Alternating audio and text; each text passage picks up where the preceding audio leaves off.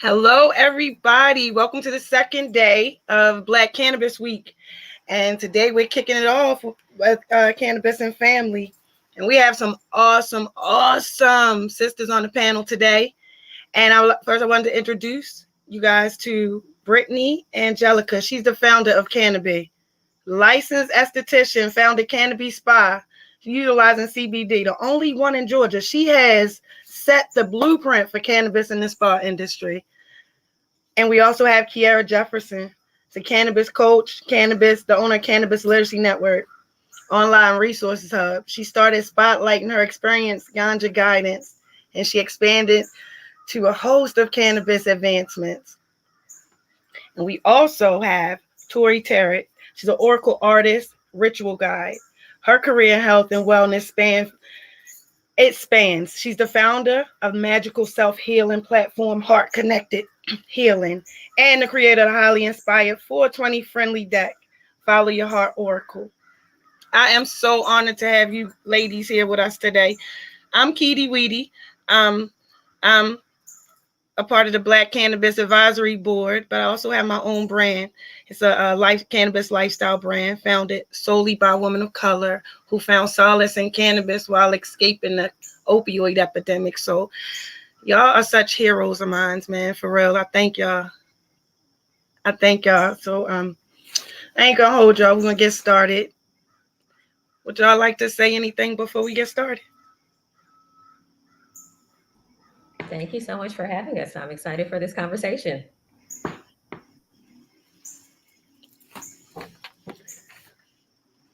Happy to be here. Thank you.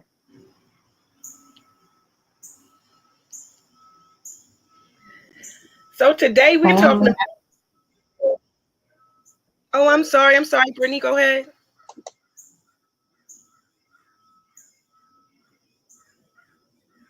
Oh, you're fine. I was just saying I'm excited to be here. Oh, okay. I am too. I'm ready to get this jumping. So we have first question we have is about parenting and cannabis, right? So what are some effective ways for parents to have open and informed conversations about cannabis with their children, considering the change in legal landscape and societal perception? Who would like to go first?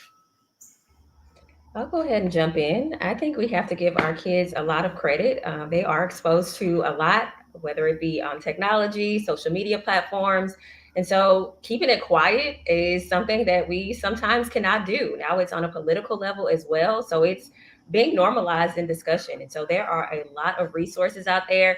I would always say that the internet is our friend, of course, making sure that you're going to credible sources. But there's a lot of books that talk about framing cannabis in an agricultural perspective and not just from a consumption, perspective, that we are able to teach our kids how to grow food, how to grow our medicine. And so if you're framing it in that perspective, I think we're able to empower our kids to empower themselves to be more self-sufficient, more self-sustainable in framing cannabis.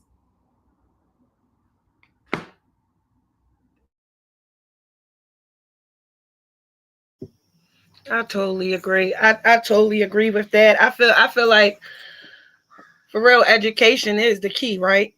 Like they're not going to be all curious and stuff if they're educated. I'm gonna speak on a personal level because as a scholar in this, because it's in my DNA type, and I'm growing up with it around me. I was a late bloomer as far as when I actually started. I wasn't curious though neither because of it being around me. So now I'm a grandmother, right? I have a 9-year-old grandson, and it's just so amazing to watch him because like with the different aspects of the legality of things now, and everything is more right there, but they're also trying to put it like, oh, you can't do this because the kids and candy and this that and this that. But at the same time, y'all, I don't agree with them because my grandson reads everything, and it starts with education at home. Like for real, like and because we have been so open about this plan and everything. I had brain surgery 9 years ago, and it literally saved my life. And just having the resources, as you said, education and everything, and being able to educate this next generation. That's what it's all about. I totally agree. I totally agree. Yeah, I'm so with you. The education is the most important. They need information so that they can discern what's for them. And what Kiara said about the holistic aspects of the plant, it's not just the psychoactive and consumption. Although that is like my personal area of where my children see that, it's so important to see the full spectrum. And speaking from being a parent of a 2.5-year-old and a 6-year-old, we're not quite having conversations about consumption yet, but in terms of like THC preparations, we do talk about that being reserved for adults. And I like the approach of introducing all herbs and plants with the same basis of curiosity and respect and education. So the model that I've applied is to teach my children that cannabis is an herbal medicine and it's just as beloved as the tulsi or the chamomile or the rose that's on our tea shelves. And they're familiar with hemp, they're familiar with CBD because I worked in those industries, and they see me utilizing it for balance. So it's just part of the norm and part of the flow. And they've also experienced those topically and, as salves themselves. So it's casual, but it is a conversation in our home so that we're not piquing fear.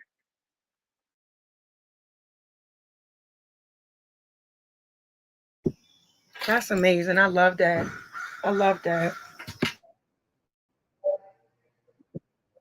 Yeah, and I agree too. So I don't have any kids yet, but being in the skincare industry, I do have those personal conversations with the parents that kind of roll over into the homes of kids and things like that because parents have a lot of questions, and kids kind of come to them with what they think is what they think they know and what they think is going on and things of that nature. So I'm really big on education and making sure I have conversations with the parents so that they know that this is something that can also help the child. It's not something that we necessarily smoke that people, automatically go to, but it does so much for the body. And I've always made it my business to make sure I educate it, especially in the space that I'm in.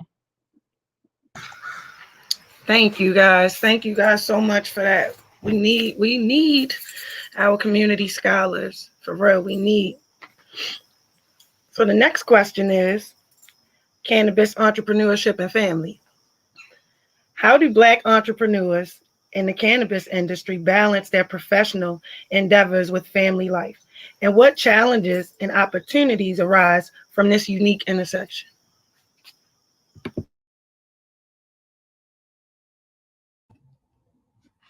I will say balance is a myth. For myself in my own journey, it's been times where I've had to be hyper vigilant as a Black woman and and thinking about my safety, and not only my safety, my kids' safety. And so this has been a challenge navigating advocacy, building a business, and so it has not been easy. However, I've persevered through because I'm passionate about this educational mission. And so you have to cross your T's, dot your I's, make sure you're doing what you're supposed to be doing, being aware. I wouldn't say be hyper vigilant for everybody. That's just been my experience. However, being aware of what's going on around you, knowing where you are. When I started my advocacy journey, I was in Missouri, which is a very red state.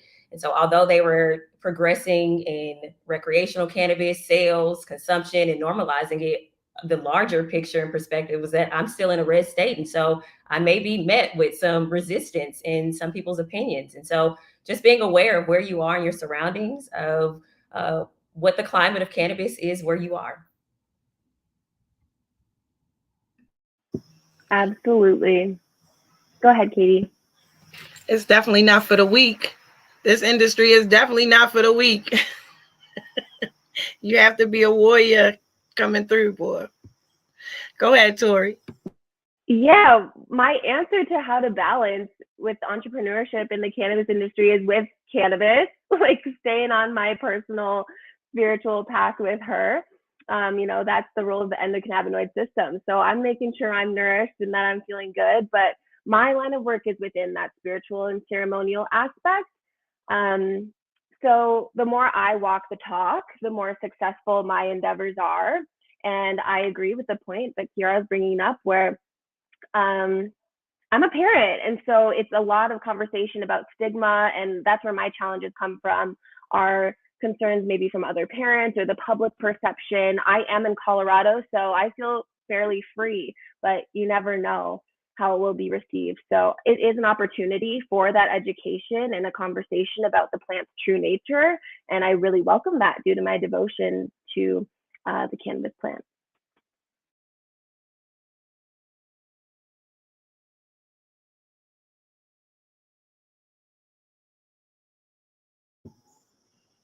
Yes, yes. I totally I I totally agree. Balance is a must, man, for real. Like, and thank God for that magical plant on top of everything. On all aspects though, right? Like, so the next question is cannabis as a healing tool. Can you share examples or stories of how cannabis has been used within Black families as a tool for health and wellness? And what are the considerations for using cannabis in a family context?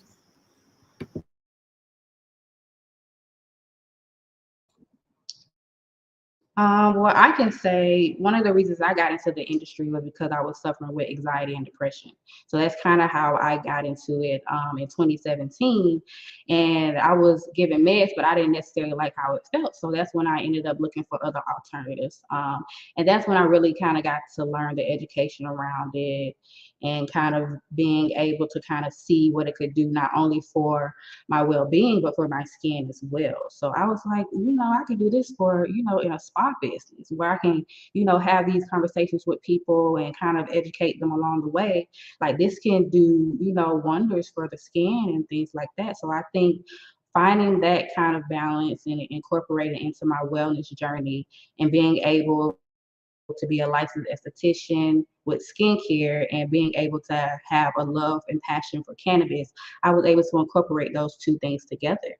But moving forward within the business is definitely being a topic of conversation, especially with family members. A lot of my family members didn't know anything about CBD and hemp until I got into the industry. So it's also been, a very, very amazing journey along the way.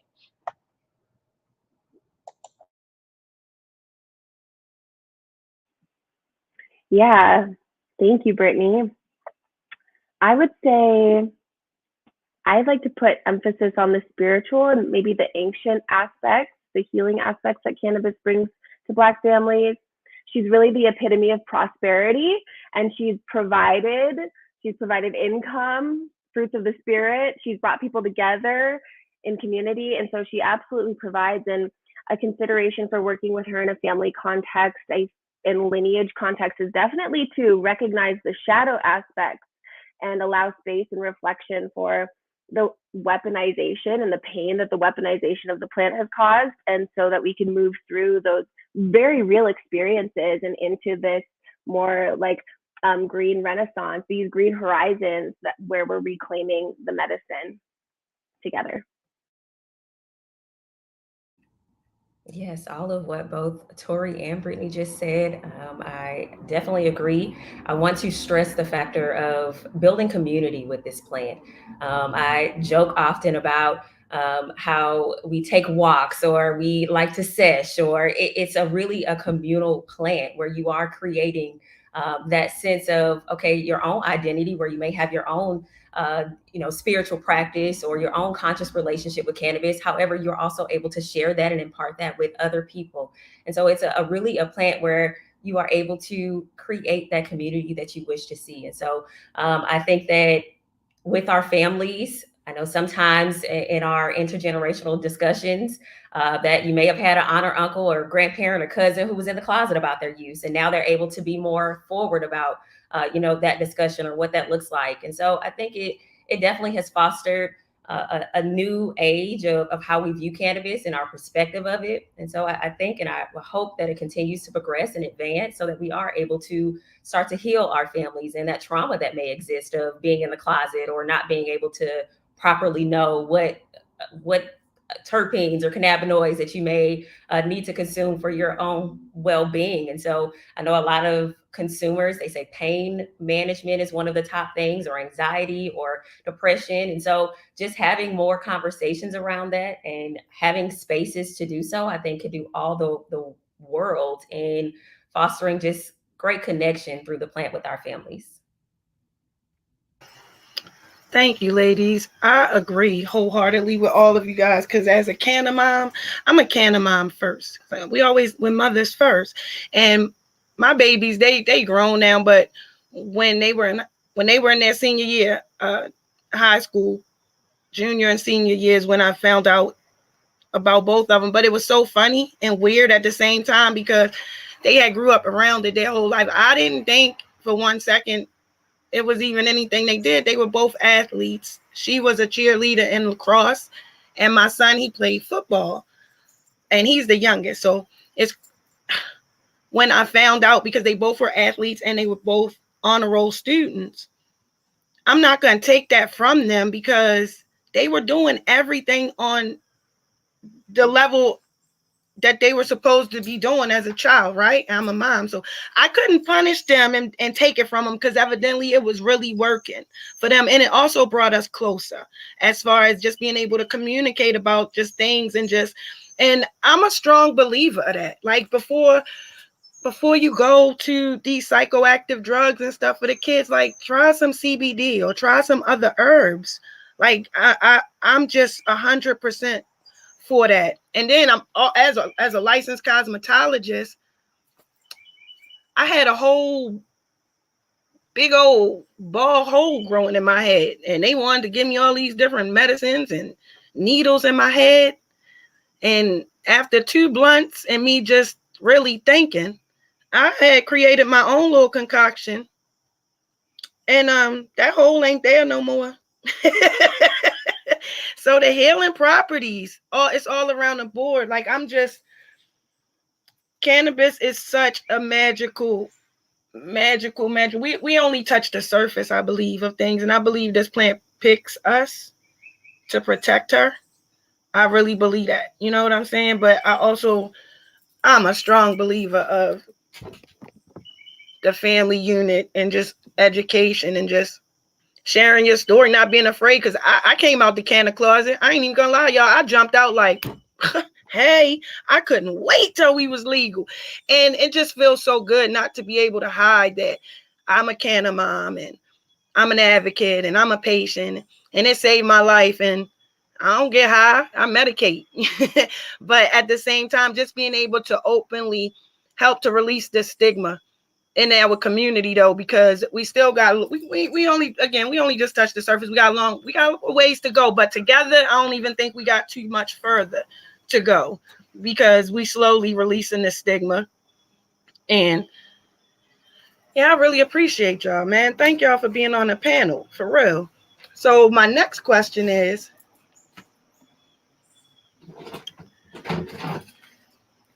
oh man, let's see. How have generational attitudes towards cannabis within Black families evolved? And what role does intergenerational dialogue play in fostering understanding and responsible use?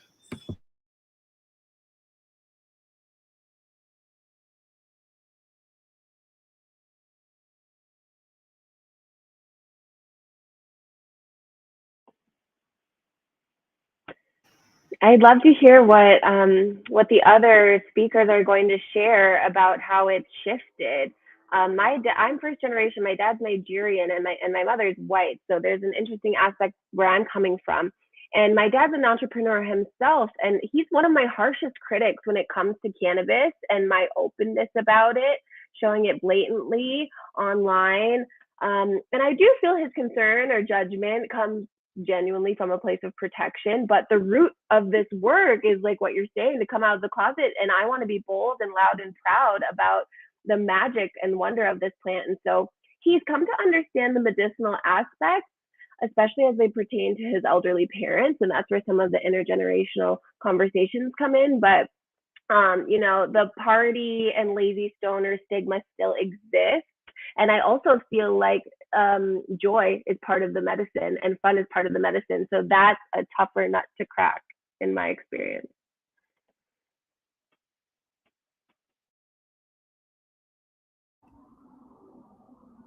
I'll go ahead and go. I would say, in my experience, I came from a family who looked at cannabis as a gateway drug, and I would say those narratives started just because of the war on drugs. I would say, and how the propaganda kind of perpetuated that exact stigma, and so it's been a little bit of a challenge. However, I think in just showing the passion that I have for the plant, or the different avenues that I can go into as a professional, I think it's been just a game changer at showing that the originating thought of cannabis totally was not wrong, and so, or was wrong, excuse me. And so I think a little unlearning that I've had to do with my family, but also just leaving people where they are if they are not in the mind frame of wanting to progress or have a different perspective of cannabis. And so I think it's just been, from all areas and spaces, that it's just been a different experience depending upon who's progressive about it and who's not.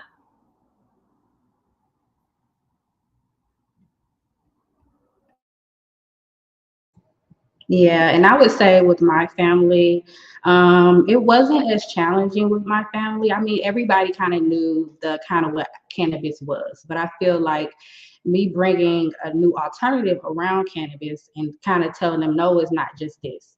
It's a lot more other benefits to this plant than you think. And with me kind of incorporated into the skincare industry, it opened up tons of like conversation around what this plant really can do as a topical and on the skin and things of that nature. So I just make it my business to make sure that I'm, educating people as much as possible, and being able to not only do that for my clients, but for my family as well, because there's so much more than just what you see and that stigma that they put out there around cannabis. And there's so many like health and skincare benefits that I'm always trying to, incorporate and teach people around me, especially my family. And they've been, great and open to learning more about it.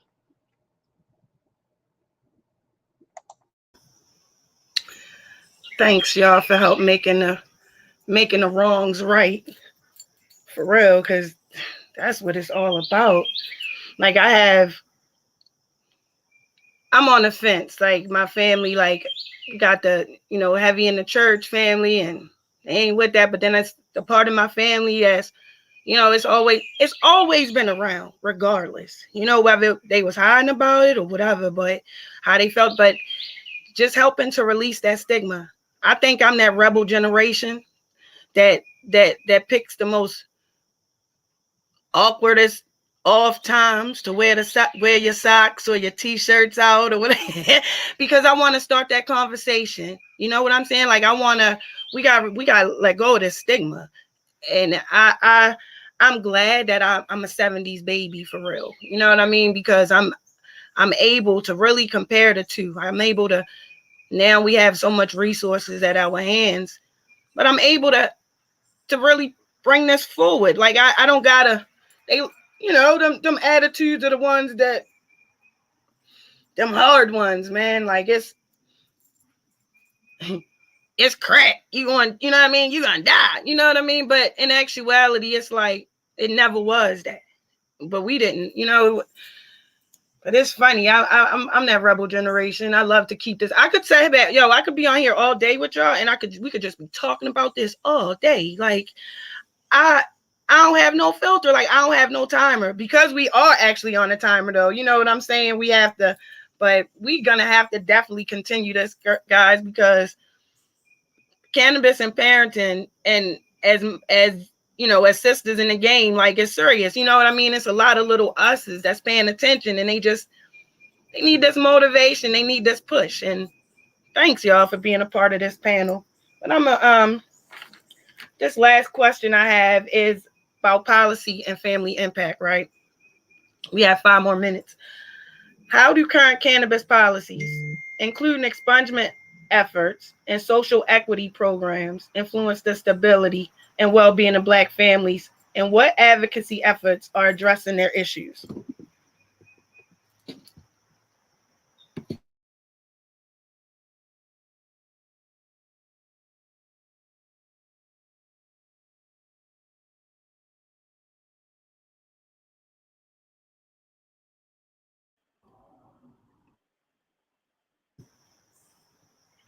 I was just going to say, I'm going to keep it brief here, but I think it's a step in the right direction. It's a step towards freedom with expungement and social equity programs. They're slow moving. There's a lot of red tape still. It's definitely not perfect, and does not at all touch the harm of the war drugs in the way that the plant was weaponized, in the way that it tore families apart and was really damaging. But it is some momentum forward.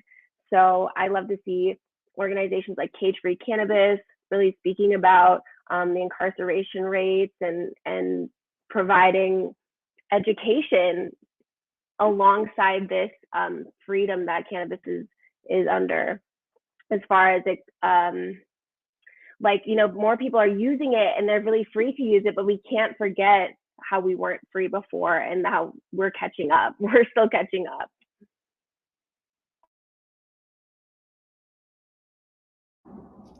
I touched on a little bit earlier about how we could reframe how we're viewing cannabis and looking at it from more of a land ownership or agricultural perspective, instead of just an economic. I know with a lot of social equity efforts, we're looking at it from an economic standpoint and restructuring there and allowing people who've been disadvantaged before to enter the industry, whether that be by lessening the barriers or lessening some of the capital that it takes to enter into the industry. However, I think that we also need to focus on how it's going to build our families in ways of self-sufficiency. Economic self-sufficiency is important, but also learning how to grow for ourselves, learning how to grow other vegetation, other medicinal herbs, and really starting at home so that we are able to really take control of what this cannabis plant is in our lives in totality. And so there are some great organizations out there getting to the root of the whys of what this cannabis industry is. I would say the Last Prisoner Project is great at just being an advocate of showing the humanizing aspects of this cannabis plant. And so 40 Tons as well, doing great in the workforce development aspect. And so there's a lot of different avenues and organizations that are out here. I would say my own, the Cannabis Literacy Network, and teaching about the language or just different aspects of entering the industry.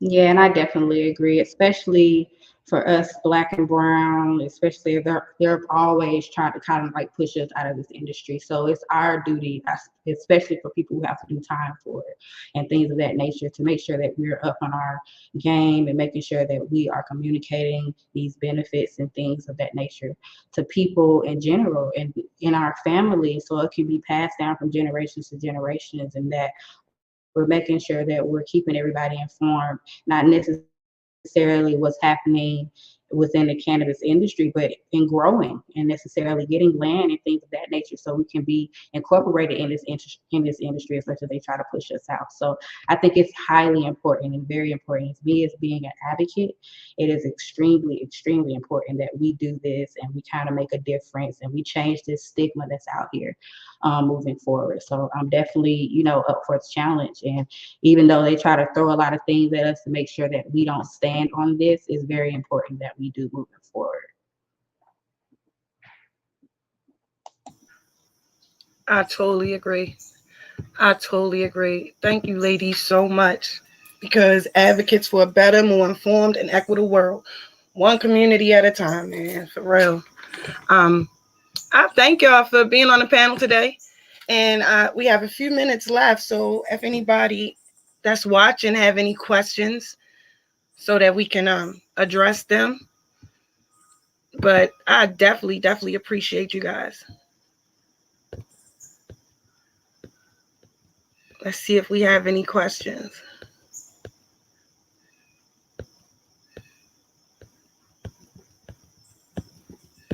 And thank you all for the work that y'all do. Really appreciate it, because it's hard out here. It's not easy, and it's not for the weak. You know what I mean? Some of us, I had to create my own brand because they had stopped letting me in the rooms. Once they realized I could read and I understood the law in my state. So they tripping. So I realized that I was a brand in myself, and I branded myself, and Now I'm out here with the political party and just advocating and helping, move it, help move and protect this plant. But it's definitely not easy. I can tell you, it's definitely have to balance it. And then with the laws, 1 minute they're, with the social equity and the expungements and stuff, like they can talk about it all day, and you telling us what you're doing, but we need y'all to do it. Like, and some states are moving better than other states, and I really appreciate it, but it's so much more work that we need to do and help our other people in other states. But I believe we got this. I really do. Do y'all have anything else you would like to share before we roll out here?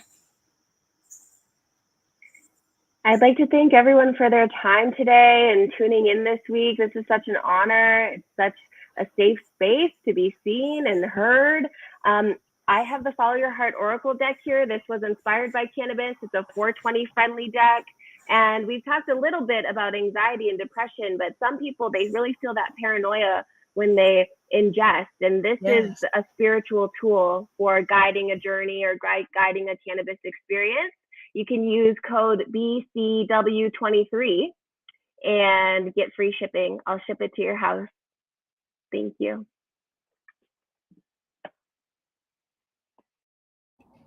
Okay, we have a question from EJ Perry. How is cannabis used for canines? Would any of you guys like to share that?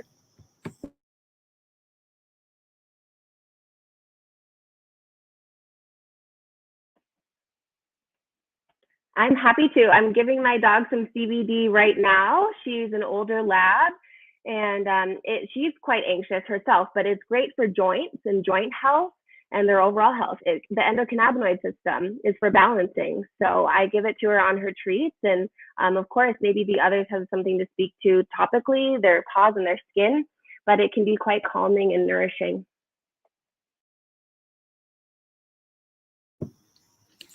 Thanks, Tori. And before we close out, would you guys like to share what's coming up for y'all next?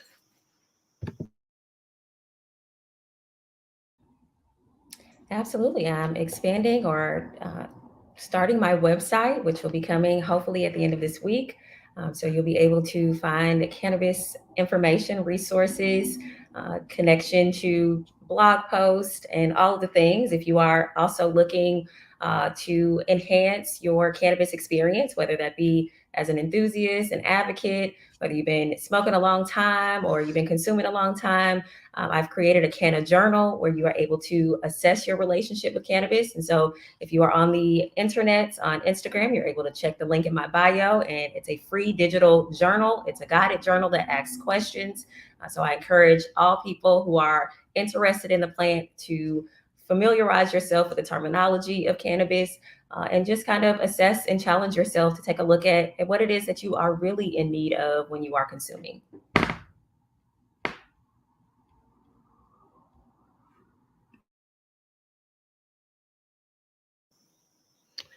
All right, I'm gonna take this one last question from the audience. And the Green Baker wanted us to speak on how different methods of consumption play a part, also assist in breaking down the stigma with cannabis.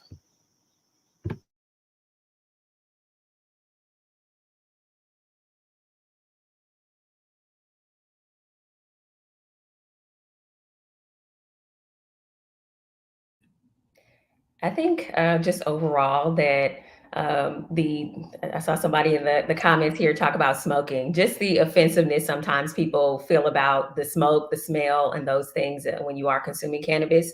I think expanding how we are able to consume, whether that be topically, whether that be sublingually, or in the other various forms. Smoking is not the only form that you have to utilize when you are feeding your endocannabinoid system, and so I encourage everyone who is a cannabis consumer to look at other methods of consumption, whether that be through concentrates, whether that be through topicals or other things. And so just explore. There's something for everyone out here. Yeah, absolutely. Definitely with skincare, especially at my spot with me using a lot of topical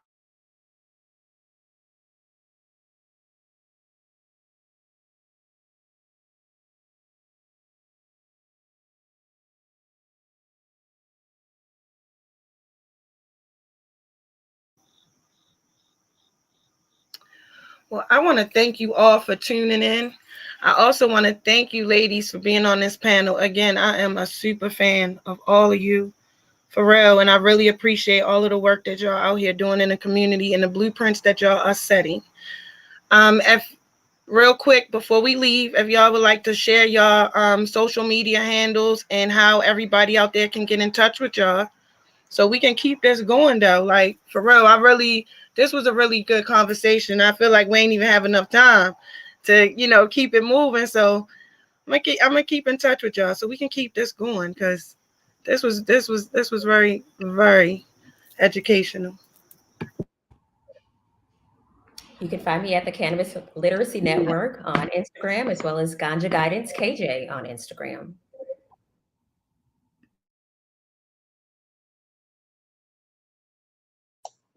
And you can follow me at Brittany Angelica, and then my business page will be skincare_cannabis. And what I have really going on right now is I'm speaking at one of the biggest skincare expos in the world next month. So that's really, really exciting, where I'll be talking about CBD as an alternative skincare method. So definitely look out for that. So I'm really, really excited about that. I wanted to do it last year, but it's, God made it happen this year. So it's really, really exciting to be there and kind of speak to a broader audience around what this amazing plant can do. But definitely follow me. And I also have a website, cannabiskinspa.com, that you can also shop products and you can also book appointments there too. Congratulations, Brittany. That's so amazing. You'll do great. And congratulations, Kiara. You're coming up. You're doing amazing things. My Instagram is my name, Tori Rarick, and that will also carry you over to my business page, the page of the deck, Heart Connected Healing is that Instagram. And again, the code for Black Cannabis Week is BCW23, and I will ship this spiritual cannabis inspired tool to your home. Thank you all. Thank you, ladies, so much. I really appreciate y'all. And if nobody told y'all today, I am so proud of y'all. I appreciate y'all and I love y'all. And y'all have an awesome week. Thank you, everybody that joined us today. And congratulations, Brittany. Congratulations. And congratulations, Kiara. Congratulations, Tori.